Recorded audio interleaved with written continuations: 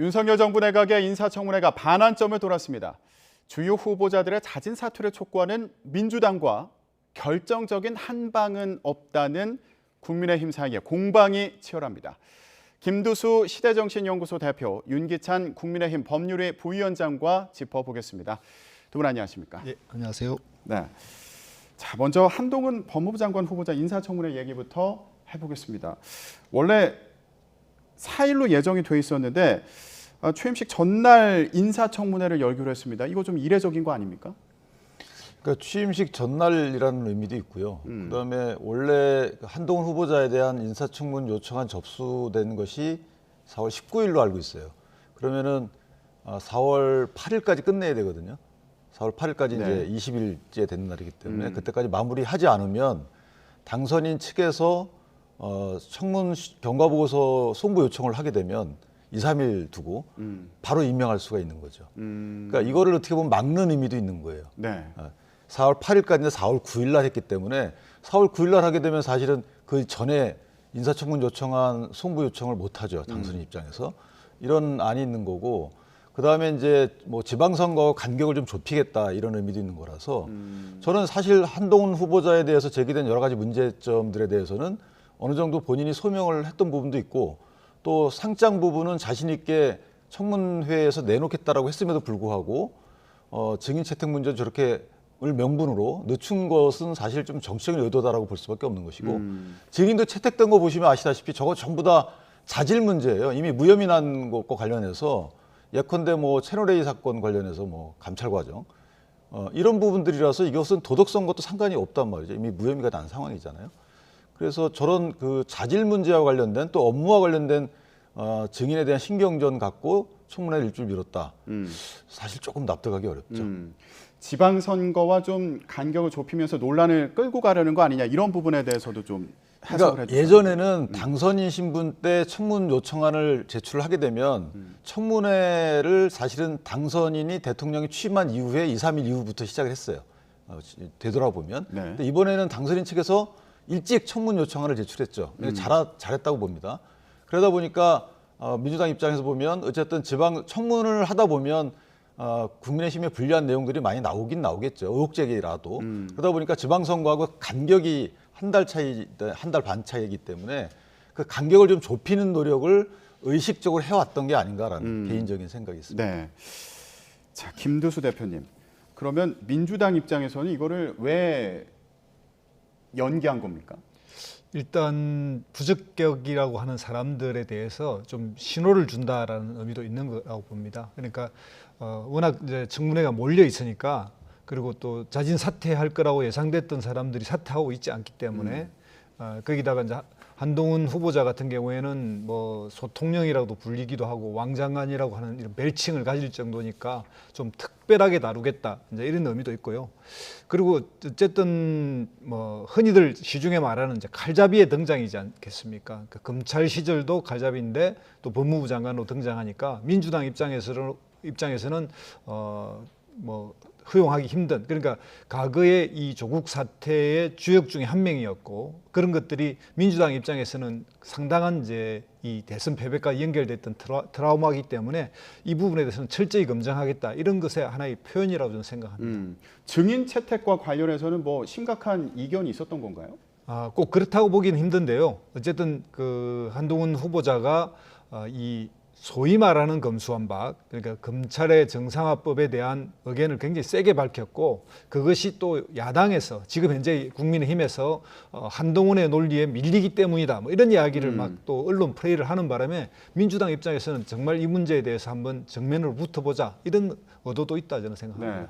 그러니까요. 이게 증인 채택 문제는 좀 표면적인 이유고 그 한 후보자 같은 경우는 검수완박에 대해서 반대 입장을 분명히 했고 이제 인사청문회에서도 그걸 강하게 밝힐 것으로 예상이 되니까 민주당에서 이걸 좀 부담스러워해서 이거 입법 과정이 좀 끝난 이후로 청문회를 잡은 거 아니냐 뭐 이런 해석도 나오더라고요. 뭐 저는 그런 이유도 있다고 봐요. 그러니까 이게 사실은 이 국민들께서 여러 가지 패널분들이나 각 정당에서 논평 등을 통해서 널리 알리고 있지만 각자의 입장을 그러니까 청문회라는 그 집중된 그 장소와 그런 상황에서 이런 부분들 공방이 있게 되면 사실은 상당히 국민적 집중도가 강화되거든요.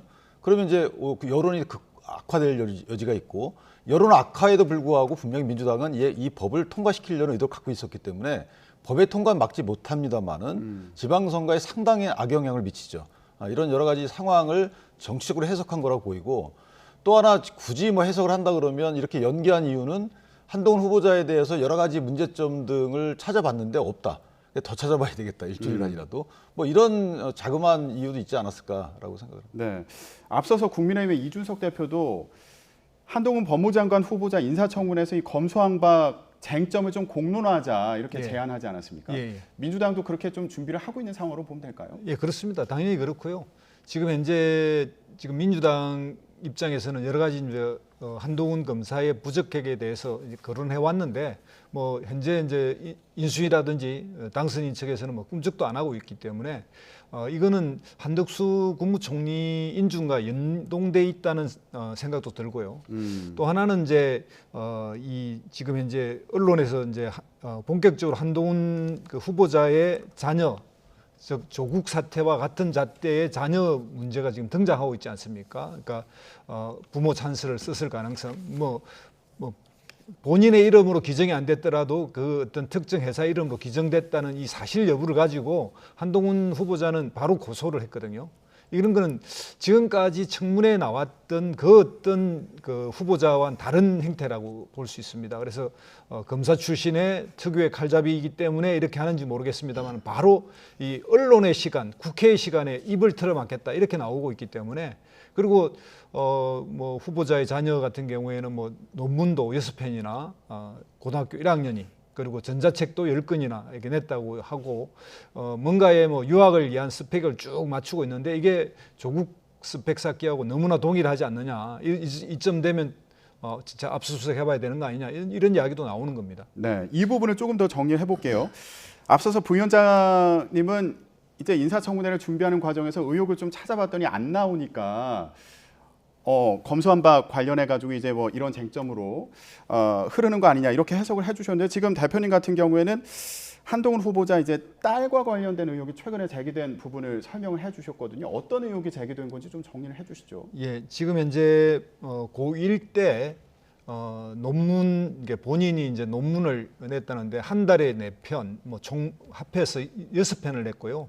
전자책이라고 해서 뭐 본인의 전공과는 상당히 다양한 전자책을 냈어요. 보니까 기하학 관련도 있고 이렇게 해서 이제 전자책을 냈기도 했고 이게 아마 그 자기가 지금 준비하고 있는 게 미국 유학인 모양인데요. 거기에 이제 즉 가장 알맞은 맞춤형 뭐 이걸 컨설팅을 받아서 지금 하고 있는 느낌입니다. 그리고 자기 할머니 건물에서 이제 미술 전시회도 열고 뭐 이런 것들이 이제 엄마 아빠의 찬스로 보이는 거고요. 컴퓨터 노트북에 50개를 기증했다는 것도 사실이고 그것에 엄마 아빠도 참석한 건 사실인데 기증한 주체가 그 개인 회사인지 뭐 보도는 잠깐 그 이제 한동훈 자녀의 이름으로 했다. 이게 이제 사실관계 좀 다르다고 해서 아마 그 하나를 가지고 이렇게 바로 고소하는. 그래서 이제 이런 문제라든지 그다음에 이게 제기되니까 뭐 LA 트리뷴이라고 하는 어떤 언론 매체 이게 이제 영어 인터뷰가 돼 있는데 이 부분도 지금 자녀의 아마 초상권 때문에 그런 것 같은데 바로 삭제한 이렇게 해서 지금까지 후보자와는 다르게 상당히 이례적인 반응과 이런 것들을 보이고 있습니다.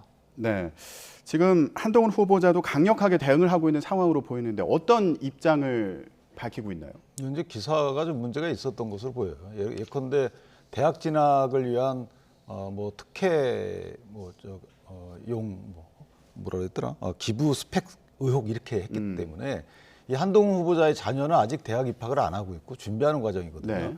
그러니까 이미 대학 입학을 한 이후에 보니까 대학 입학에 제출됐던 여러 가지 스펙이 문제가 있더라 이런 문제 제기가 다른 거예요. 그러니까 열심히 살고 있는 미성년 후보자의 자녀에 대해서 이렇게 무모한 여러 가지 의혹 제기라는 것이 그냥 의혹 제기하는 거예요. 예컨대 아까 말씀하신 논문 같은 경우에도 열심히 살면서 할 수도 있는 거잖아요. 물리적인 뭐 시간이 만약에 불가능했다 이런 문제 제기를 한다 그러면 몰라요. 논문의 질이나 그 수준에 비춰볼 때 이렇게 하는 것이 불리했다. 그리고 이런 도움을 받았다라든가 이런 식으로 구체적인 문제가 있다는 문제 제기가 아니죠. 그다음에 기업 후원 것도 마찬가지예요. 임원을 뭐 모친이 아는 기업 임원을 통해서 그 후원 담당 기업과 그다음 봉사단체 연결시켜줬다. 뭐 그게 왜 문제가 되는지 모르겠어요. 예컨대 거기에 이제 기부 영수증 기업 명의로 끊었다는 것이거든요. 한 후보자의 딸 이름으로 기부 영수증 끊거나 기부가 됐다는 게 아니에요. 그런 역할을 했다라는 것이죠.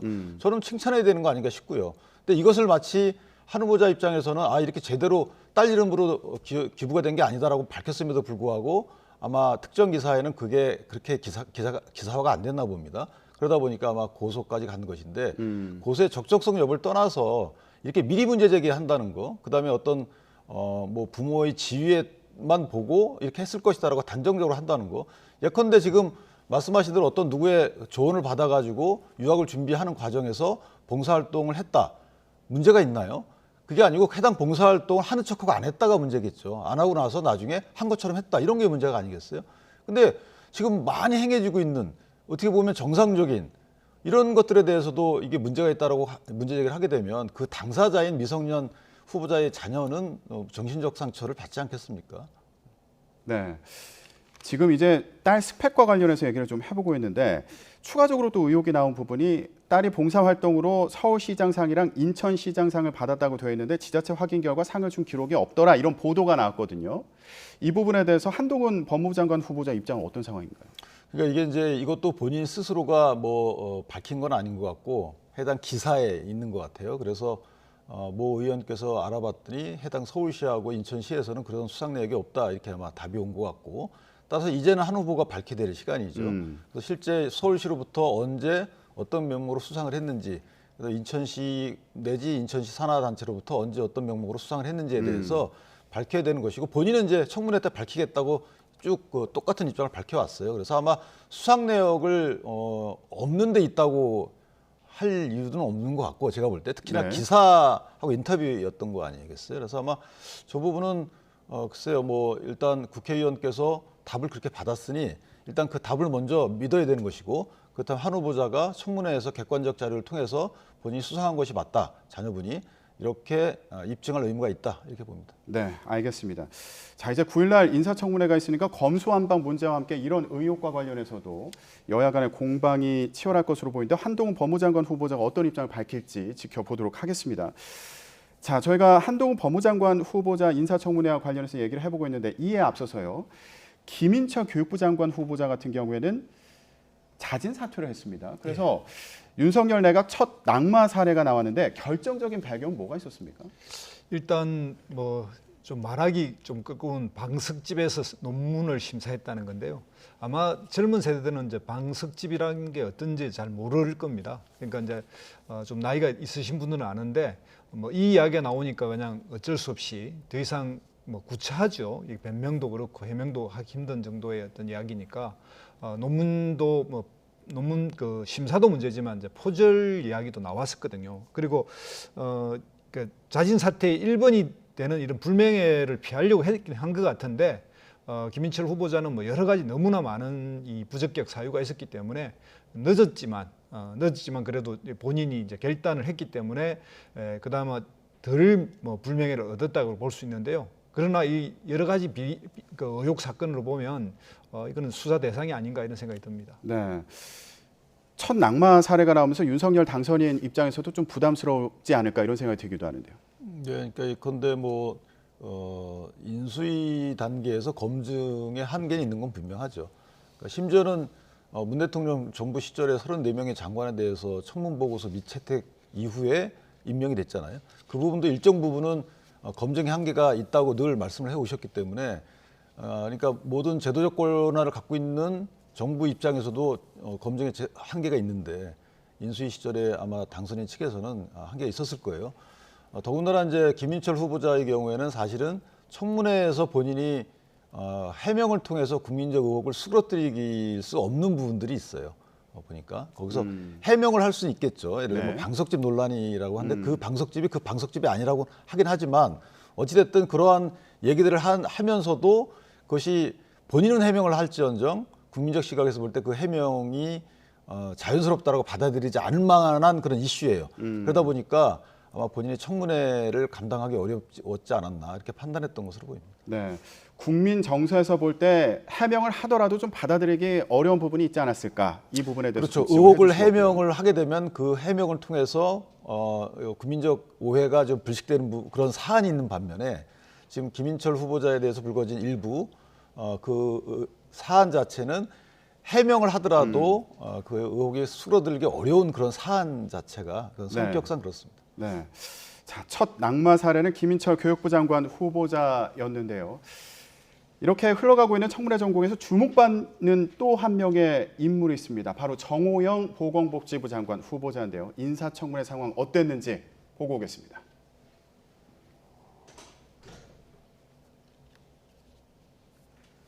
위법 불법의 증거를 아직 찾지 못했을 뿐 사실상 이러한 것들이 철저하게 준비된 기획 편입학이라는 의혹을 지울 수가 없는 거죠.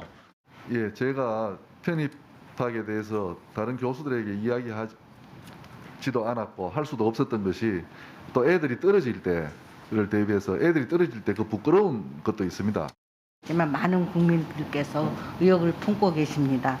어떻게 척추 협착으로 병역 4급 판정을 받은 지 2달 만에 동유럽 가족력을 갖냐 하는 것이에요. 보통 4주에서 6주 정도의 증상이 소실되고 그 이후에는 여러 가지 운동이라든지 등산이라든지 뭐 골프라든지 심지어는 축구 선수들 중에서도 4급 판정을 받은 현역 선수가 있을 정도입니다. 네, 정호영 보건복지부 장관 후보자 인사청문회 상황 함께 보셨는데요.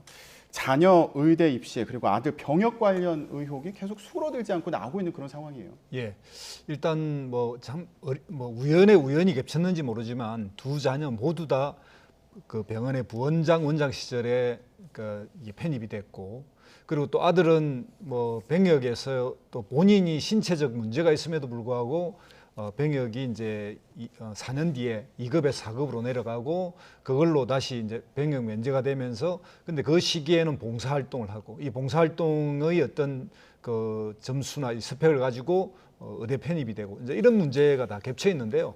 지금 보면 이제 정호영 후보에게서는 결정적으로 2번 정도의 이렇게 거짓말이 섞여 있습니다. 하나는 이 모든 과정에서 본인은 전혀 관여하지 않았고 또 누가 누군지 모르게 스크린으로 이제 면접을 받다 그랬는데 그건 사실관계가 아닌 이름과 뭐 모든 게 공개되어 있는 상태에서 받고요.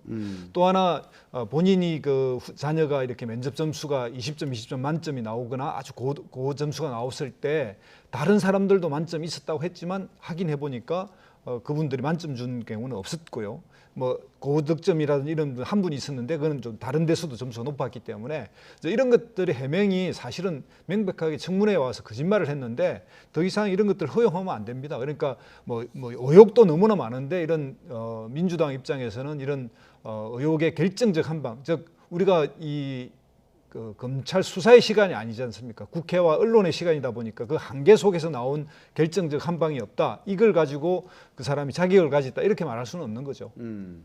결정적인 한 방은 없었지만 이거 뭐 자진 사퇴냐, 낙마냐 이런 부분에 대해서 좀 고심을 해야 되는 상황 아니냐 이런 얘기로 들리거든요. 얘기가 지금 어떻게 흘러가는 겁니까? 청문회를 거치면서 그 고심은 모든 분의 어떻게 보면 관심으로 떠올랐어요. 예컨대 당선인도 고민스러울 거예요.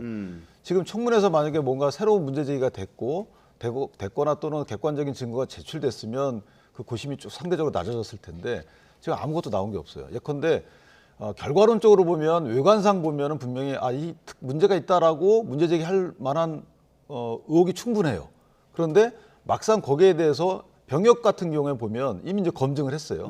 2015년 당시나 지금이나 4급 판정이 정당한 이런 신체적 구조다 또는 판정을 해보니까 그 당시 MRI 이게 4급 판정이다라고 권위 있는 대학병원에서 이렇게 판정을 했단 말이에요. 이거는 이제 어떻게 보면 의혹이 해소가 됐다고 볼 수가 있는 것이고, 인재근 의원님 말씀은 사실은 그냥 하시는 말씀으로 보여지고요. 그다음에 편입학 과정에서의 사정상 문제, 뭐 관여했는지 여부에 대해서는 사실은 후보자 입장에서 보면 본인이 나 무고함을 밝힐 수는 없어요. 이것은 문제가 있다고 하는 측에서 그 객관적 증거를 통해서 입증을 해야 되는 사안이에요. 병역하고는 다릅니다. 병역은 후보자가 입증을 했잖아요. 그러니까 사정 단계에서 뭐 후보자가 관여했거나 부정이 있었다는 부분은 그게 있었다고 하는 분이 입증을 해야 되는데 그 입증을 못 하고 있는 거죠. 예컨대 뭐 36명의 심사관인데 그 36명의 심사관 중에 특정 분이 대부분 점수가 높았다는 부분도 있는 거예요. 그것은 정호영 후보자한테 약간 도움이 되는 부분이거든요. 그리고 이것이 정성평가가 아니고 정량평가식으로 진행됐다는 것이거든요. 이런 부분도 마찬가지고. 그러니까 블라인드라는 것이 면접에서는 사실 얼굴을 안 보고 할 수는 없잖아요. 그러니까 아마 블라인드라는 것이 누가 누구 뭐 부모의 이름이나 이런 것들이 없다라는 의미로 아마 얘기를 했던 부분인 것 같고, 그렇다면 그 해당 만점을 주거나 점수를 특히 편향적으로 만준 사람과 정호영 후보자 간에 사전 연락이 있었다거나 아니면 후보자의 자녀임을 알고 나서 그런 평점을 줬다거나 이런 거에 대한 조금의 정황적 입증을 해줘야지만 이것이 입증됐다고 볼 수 있는 것인데 그런 게 청문회에서 전혀 나오지 않았거든요. 오히려 고영인 의원이 하신 말씀처럼 심증은 가는데 증거가 없다는 거잖아요. 그러면 내가 의혹을 제기해놓고 외관상 결과를 보고 이거 문제가 있다라고 분명히 생각은 들었는데 다 찾아보니까 증거가 없다. 그러면 어떻게 해야 되나요, 이걸? 그런 사실관계가 없는 것이죠. 증거가 없다면. 네. 근데 단정하고 이런 사실관계 있을 거야라고 하는데 아직까지 증거가 없어. 이런 거는 사실은 있을 수 없는 거잖아요. 네. 결정적인 증거가 없는 상황에서 낙마를 거론하기는 좀 어려운 상황이다 이런 말씀이신데 네. 근데 또 국민 정서로 봤을 때는 이건 문제 아니냐 이렇게 보는 시각도 있지 않습니까? 예, 그런데 문제는 뭐냐면 이 입시에서 자기 자술서를 냈는데 이게 그 1년 전에 낸 거와 2년 전에 낸 것이 글자 하나 안 바뀌고 그리고 사투리까지 그대로 다시 복사 붙이기를 했는데 왜 2년 뒤에는 그보다 점수가 40점 높게 평가됐느냐 이런 문제를 충분히 제기할 수 있고요. 그다음에 이제 이름은 다 공개된 상태에서 후보자 본인이 처음에는 마치 이게 아무도 모르게끔 했다고 하지만 이름과 모든 것이 다 공개되어 있는 상태에서 했다는 것.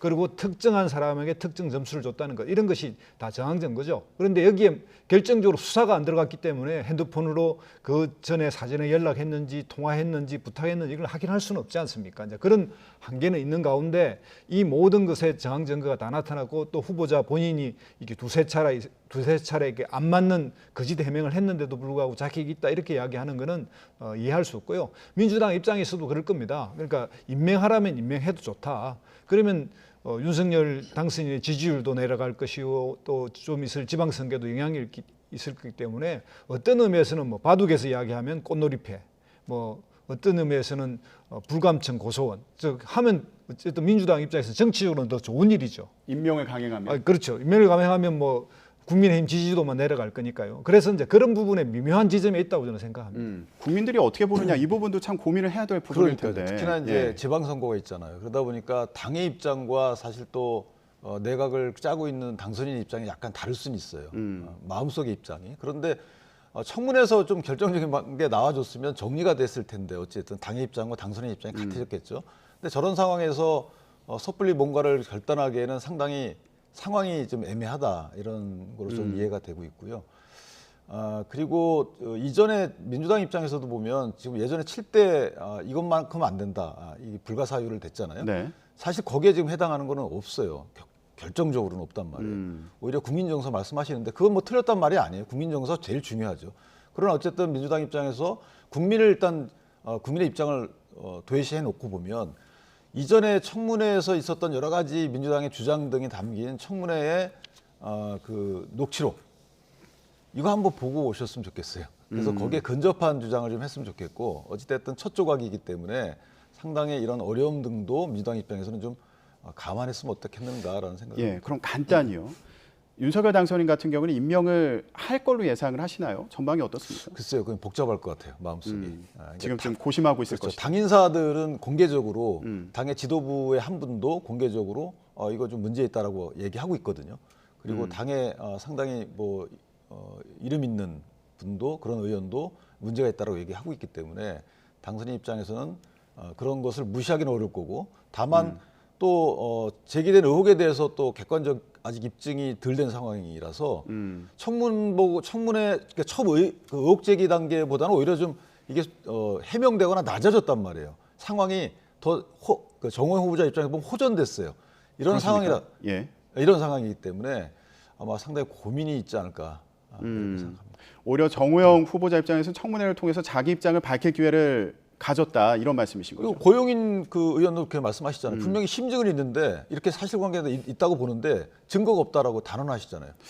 그러면은 민주당 입장에서는요. 예. 이런 얘기도 있습니다. 한덕수 국무총리 후보자는 국회 인준을 거쳐야 되는 거잖아요. 의결을 이제 거쳐야 되는 건데 이게 정호영 후보자 임명과도 연계될 수가 있다 이런 얘기도 예. 나오고 있는 상황이거든요. 일단 지금 현재 지금 국회법이나 뭐 이런 청문회법에 의하면 이제 야당 새로 정당에서 이제 야당 역할을 할 더불어민주당 입장에서 할 수 있는 건 딱 하나밖에 없습니다. 총리 인준에 거부를 하는 것. 그래서 이제 부결시키는 건데 그거 말고는 이제 임명권자가 시간은 걸릴지라도 임명하고자 하면 하거든요. 그래서 네. 그 외에는 이제 국민이 정치적으로 이제 어떤 심판을 하는 길밖에 없습니다. 그런데 지금 이제 이 정호영 후보 같은 경우는 제가 아는 뭐 평론가들 중에서 임명을 해야 된다고 하는 분이 거의 없어요. 그리고 당 안에서도 여러 사람이 벌써 이야기를 했고요. 그럼에도 불구하고 한다 그러면 이거는 이제 40년 지기의 그 당선인과의 인적 관계에서 정말 인적 관계인 당선인이 결단해야 될 문제에서 결단하지 못하는 문제로 보일 것이고 이거는 정치적으로는 결코 뭐 좋은 게 아니라 그냥 이 국무위원 구성해서 당선인이 결단해서 그냥 임명했다라고 하는 뭐 정신 승리 네. 그런 것만 가지고 오지 실질적으로는 이익이 없을 거라 그렇게 생각합니다. 근데 네. 그 당선인 측에서 만약에 임명을 강행하겠다라는 생각을 가졌으면 이미 그 청문 경과 보고서 송부 요청을 했을 거예요. 그러니까 정호영 후보자를 포함해서 8분의 장관 후보자가 청문 요청안이 접수된 게 4월 14일인가 아마 그럴 거예요. 그럼 24일까지 청문을 끝내야 되거든요. 근데 24일까지 끝낸 게 없죠. 전부 다 늦췄단 말이에요. 네. 그러면 당선인 입장에서 보면 24일 끝나자마자 한 26일쯤에 청문 경과 보고서 송부 요청을 하게 되면 2, 3일 끊어서 주는 거죠. 그 이후엔 다 임명할 수 있어요. 이렇게 국회를 압박할 수 있었음에도 불구하고 안 한 거죠. 법적 권리를 사용하지 않은 거예요. 문재인 대통령과 다르게. 따라서 국회에서의 협의 과정, 청문 과정 등을 지켜보고 판단하겠다라고 한 것이지 강행 의지가 아직까지는 없다. 저는 이렇게 봅니다. 네, 알겠습니다.